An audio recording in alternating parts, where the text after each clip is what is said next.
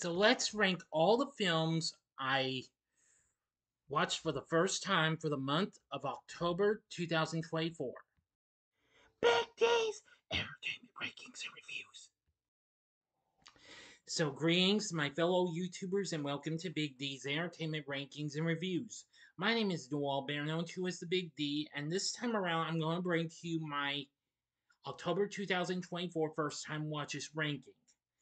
Now, this ranking was tough though to decide on what I was watching and why, but you're going to expect some really surprising entries and some of the unexpected. Yep.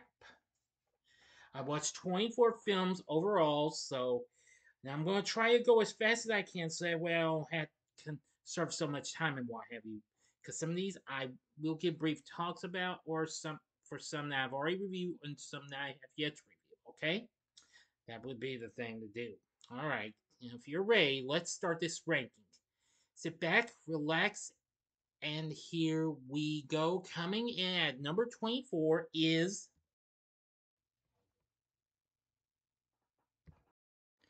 The Mousetrap. One of the worst films I've seen this year. And worst horror flick I've seen this year, being out even Night Swim. I'd rather watch it over this one or the first Winnie the Pooh Blood and Honey over this. This film is just crap. Check out my spoiler free review of it and see why I really was not impressed with this film. Okay, enough said. Next film coming in at number 23 is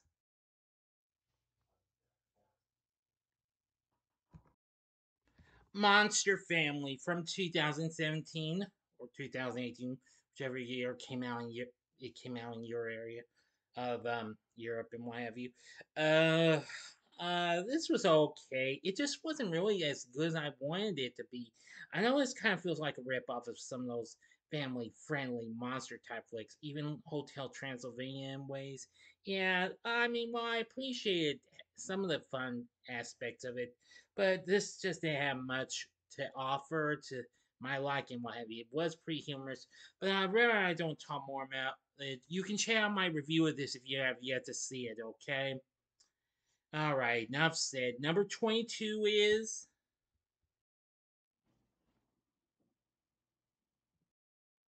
VHS Viral from 2014. This is the third installment of the VHS series.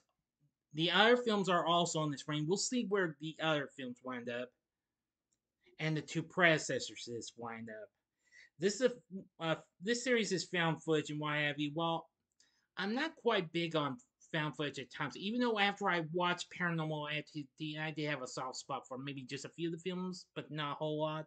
I thought I'd give VHS a shot, and I wasn't going to plan to review those films, but I just didn't have much room for them, so but I still watched them. This one's okay. It's just not really the best. I do think some of the stories are fine, but this is kind of the weakest of the series. I kind of agree that critics say this is not one of the best films. So, yeah. So, enough said about that. And next at number 21 is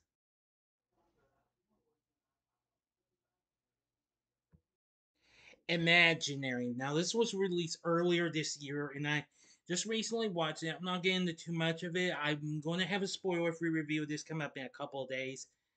Not really that great of a film. This is probably going to be on the worst films of 2024 for me.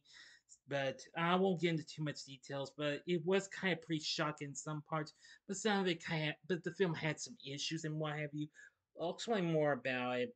It's just not really one of the best supernatural type horror flicks I could imagine even watching again. But I think I'd rather rewatch it over maybe some of the other bad films I've seen this year. Anyway, I'll talk more about this when I review it, and it will be spoiler free. But you probably already know that if you saw my schedule. Okay. All right. Next at number 20. What did I do? I feel at five. It's number 20. So number 20 happens to be a film that is going to be on the worst films of 2024 range for me, and that is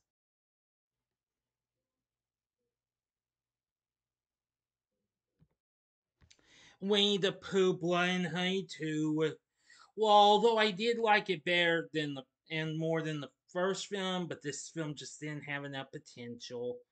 This will also be on my worst films of 2024 ranking, which I will do that once I check the scores for some of for the films I've ranked on my Letterboxd page. So that's when you'll probably figure. That's why you'll probably see this. Because anyway, check out my spoiler-free review of this if you haven't seen it. Like I said, this is better, but still not great though. All right.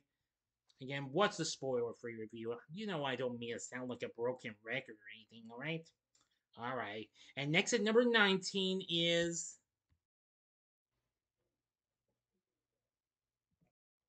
Insidious: The Last Key from 2018. Now, I actually watched the follow ups and prequels to the original Insidious. This is probably my least favorite for maybe obvious reasons, but I do think some of it was pretty frightening and what have you. Anyway, you can check out my review of it if you haven't seen it. I'm just gonna still say it's my least favorite, just for now. But if I rewatch these films one day, it may change and what have you. Like I said, this was a prequel and what have you to the original and what have you. So enough said about it. Next film, number 18 is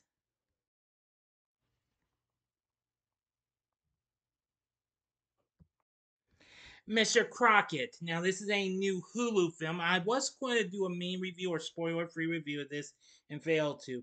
I gotta say, this film's weird, but it's pretty freaky and what have you. It makes you feel like you're seeing kind of like, I don't know, a warped out version of Captain Kangaroo or something like that, except it's an African American guy.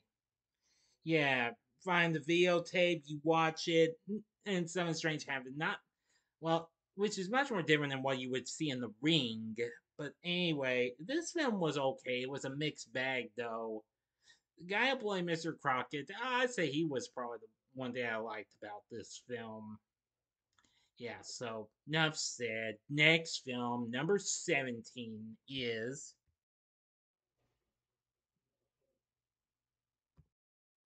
Insidious Chapter 3 from 2015.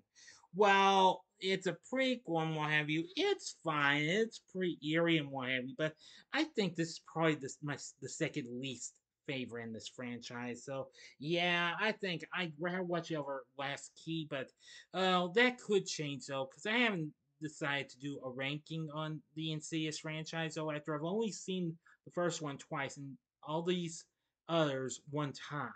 Okay, my mind could change though, but anyway, I just feel like it's still got the eerie feel and what have you. I do like the performances, Lin Shay and the two guys there, including Lee Whannell, who of course directed the film. Yeah, it was perfectly fine. Still kind of not saying it's one of the greats though, but oh well.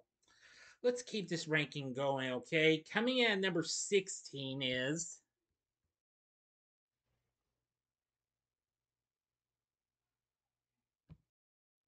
Salem's Lot 2024. This is a brand new remake that came to Max. I am going to say it was bloody and what have you, but I feel like it just didn't come on par with my liking for the main series that came out in 1979, but it still had its potential and what have you.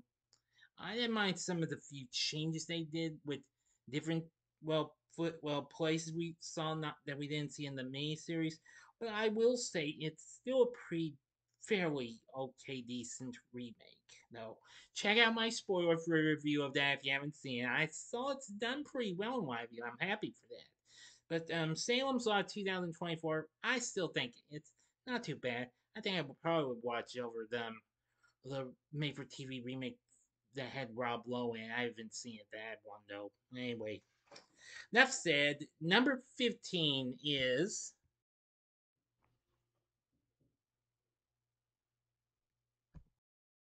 VHS 85 from last year in 2023. I am gonna say this is it was good and what it just couldn't get so up that high for me. But I am gonna say I really thought this was a pretty good sequel and what have you. It's just that some of the stories just didn't quite catch on. Well, the first one did with the kids in their RV and what have you. Yeah, that was and What have you? Now that was pretty decent. The others were alright and what have you. But even so, I thought that this was pretty fairly decent enough. And well, I just think it was just a nice little found footage film. So that's about all I can say about that one, though. All right, next film, number 14 is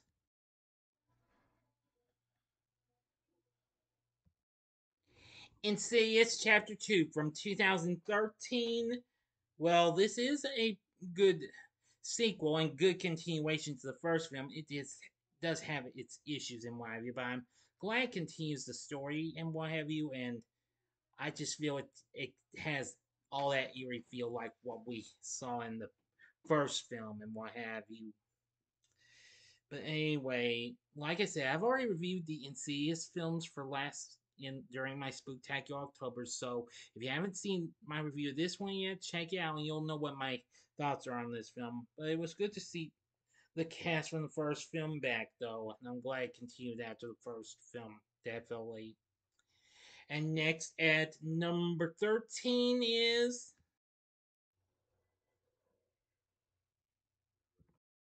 Insidious The Red Door from last year in 2023.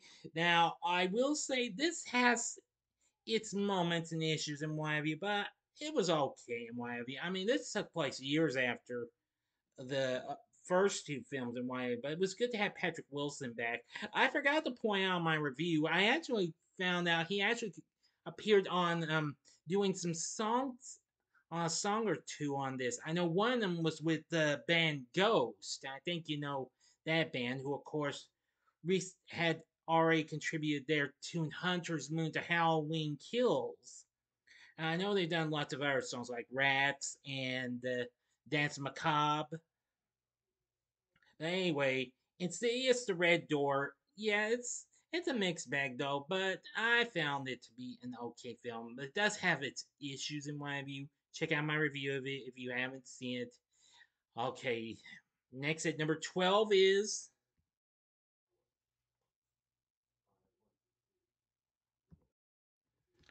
The Blackening, also from last year. This film was kind of really strange in my view, but I found it to be pretty entertaining.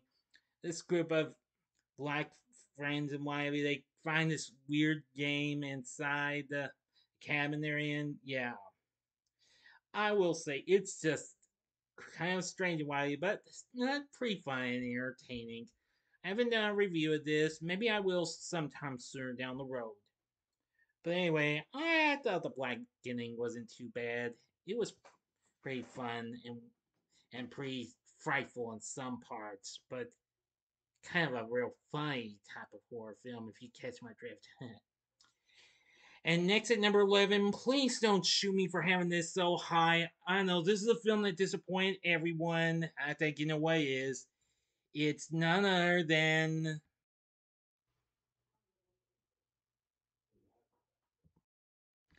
Joker Falling at You. Yes, was I almost went into a complete shock when I saw how bad this opened up and what have you. Well, I can't be rude to anybody. I'm not going to be rude to anybody who hated this film. I managed to defend this film as best as I could, but it did have a few issues, but I did like the musical moments and what have you. Check out my spoiler for review of this if you haven't seen it. I don't want to get into too much details because I don't want to bore y'all if I tell you about how I defended this film, okay? All right, let's just get into the top 10 now. I'm not trying to be rude to y'all and go real fast, but I'm going to do this real quick, okay? All right, here's the top 10. Number 10 is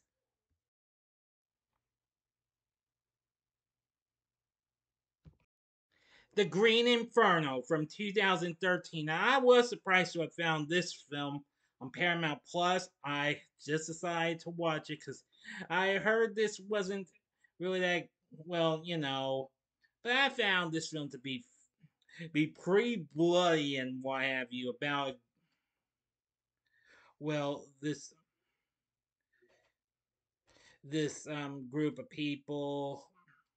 An activist group who goes on an overseas trip and eventually run into a cannibalistic tribe. And let me tell you, it turns out to be a real gore fest and what have you. I gotta say, but I did like Eli Roth's little direction in this. This is a film that was really whoa. Seriously, I think I'll review this film sometime down the road. Okay, we'll see. Just stay tuned. I thought it wasn't too bad though. Next at number 9 is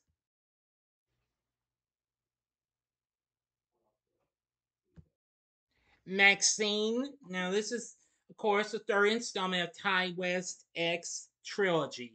While it didn't quite come close to my liking of X or even Pearl, but I still think Mia Goth does an exceptionally good job in playing the titular character. And I really did like the 80s saying why have you, some of the good tunes and why have you of the 80s being played on there. Ty West, of course, did a good job with his direction. His story's not too bad either. You can check out my review of this film if you haven't seen it yet. Anyway, Maxine, it wasn't too bad. And next at number 8 is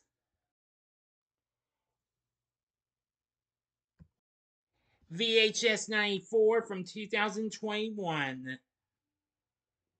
Now, this, of course, was the fourth installment of the series and the first of the many to come to the streaming service Shudder. I'm going to say this is what really redeems this franchise after VHS Viral was such a disappointment. I thought some of the stories were pretty good and what have you. It does have, well, what I thought had something pretty good. Let me see. I mean, I liked the Storm Drain story and the subject. Yeah, and I'm just gonna say, well, all the stories in this was pretty good and what have you. Must say, but of the whole, I found VHS 94 to be pretty darn entertaining and pretty cool and what have you. That is definitely an affirmative. Mhm. Now, coming in at number 7 is VHS 2 from 2013. While I did enjoy this film and the stories it had to provide, since after watching the first film, I did enjoy it for what it had to offer, and with the start of its prologue and what comes in between, well, the interludes for his tape 49 were pretty good and what have you. I think one of my favorite stories in this was A Ride in the Park. That was pretty good and bloody and what have you. I gotta say, VHS 2 was a pretty good sequel, and I actually did enjoy it. I think this was another good found footage film that really got my attention, definitely. And coming in at number 6 is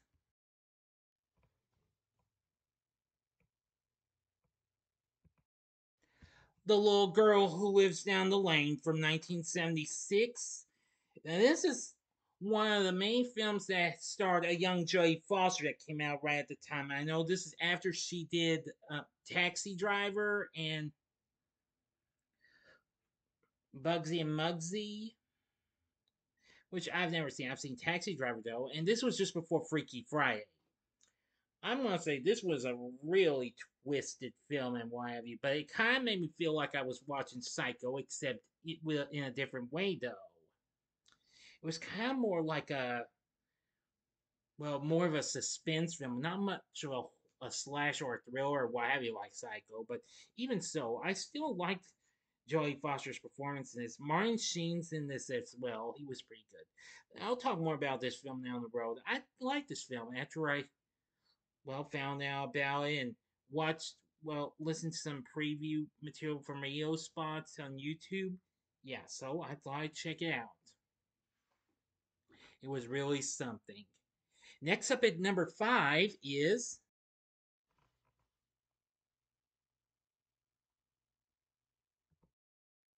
VHS 99 from 2022. After the success of VHS 94, this one came along and it got better.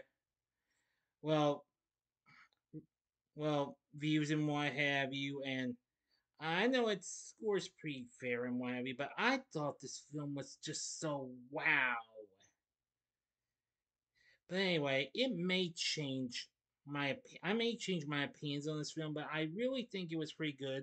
Although unlike the other films, it doesn't have an overarching frame narrative in between each short, which that's understandable and what have you. But even so, I still liked this film and some of its segments. I think the Ozzy's dungeon bit was probably one of my favorites. That was really intense and pretty bloody and what have you. Definitely. Hmm. And the first story in this, Shredding, I thought that was pretty good too. That involved a punk rock band. Yeah, I found that to be pretty good too. So VHS 99, well, it has its moments, but I actually liked it and what have you. But that could change eventually. But actually, I've got it up there at number 5. And next at number 4 is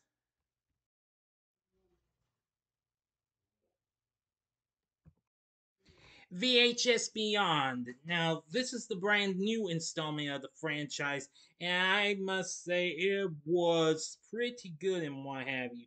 Well, though it had more of a sci-fi horror feel, but I felt understandable about it, and I thought this had some pretty good stuff.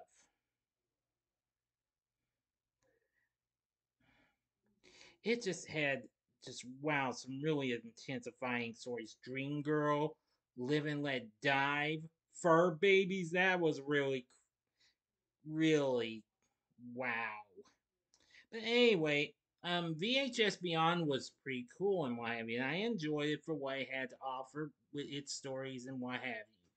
So overall, I thought I found that to be pretty entertaining as well. And next at number 3 is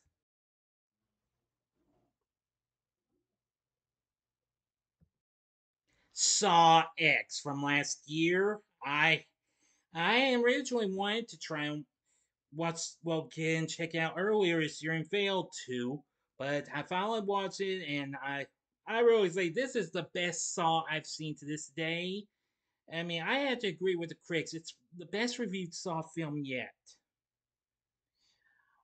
I will say I'm glad they focused more on John Kramer, aka Jigsaw, on this film, and I'm going to say it was just so incredible. I know I have yet to review this. I am going to try and do it as close to spoiler free as possible when I re-review the Saw films. I know I am late for its anniversary, but I'm probably going to do those early next year. So I'll probably expect a re-review of the Saw franchise aside from the bad films and what have you, or well, stuff or something like that that I'll do early next year. We'll see. Stay tuned and find out. But Saw X was pretty good, and some of the traps were pretty darn awesome as well. And now for the final two. This was a tough decision to make because we got one superhero flick, well, sort of anti-hero, and one found footage film because one film from the franchise I was going to review was not mentioned. Well, then, what's it gonna be? Well, let's get to it. Coming in at number 2 is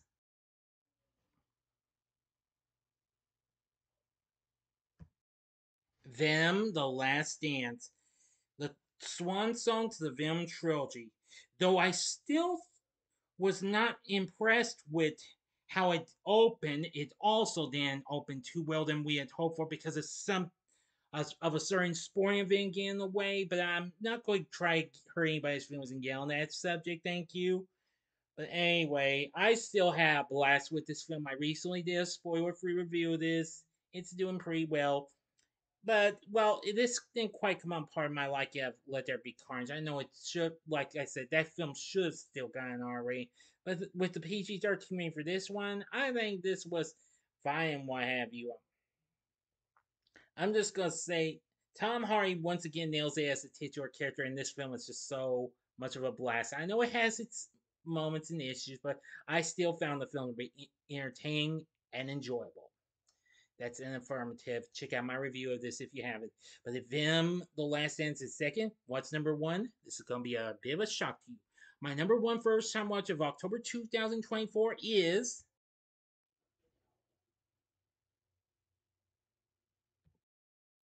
VHS from 2012, the film that started it all. Wow, I was blown by every bit of this film and what have you. VHS proved to have a really shocking feel to some of it. We're having a lot of horror and sci-fi stuff like that and what have you. I will say I was really stunned by the first story in this Amateur Night. Boy, I gotta say that was freaky. But I'm gonna say everything else in this film was pretty good. Second Honeymoon, which was actually done by Ty West. Incredible, huh? The other stories aren't too bad either.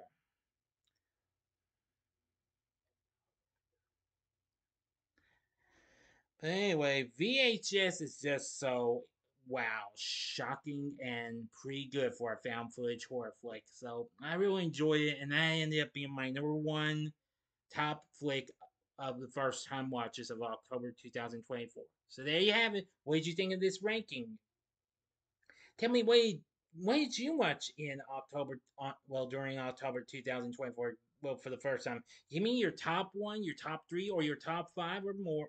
Or you can do a top 10. Leave them for me in the comments section below. If you like this video, consider clicking the like button, subscribe, and be a part of the Big D Nation. Continue to help support my channel, make it grow, and make the views grow. Continue to tell your friends about my channel, get them to know me, share my vids with your friends if you wish, and maybe they'll be a part of my Big D Nation. And stay tuned for the rewatches ranking coming up in the next video. And if you like this, you can check out my reviews of these films and what have you. In the upper left hand corner is my spoiler free review of Venom: The Last Dance. The upper right hand corner is my spoiler free review of Maxine. Or go to the bottom left hand corner and see my review of Insidious Red Door, which I kind of made it semi spoiler free. And the bottom right hand corner is the button you can click to subscribe. If you like rankings and reviews on movies, TV, music, video games, etc., then I'm your guy. Thanks for watching. Until next time, I'm the Big D saying, see ya.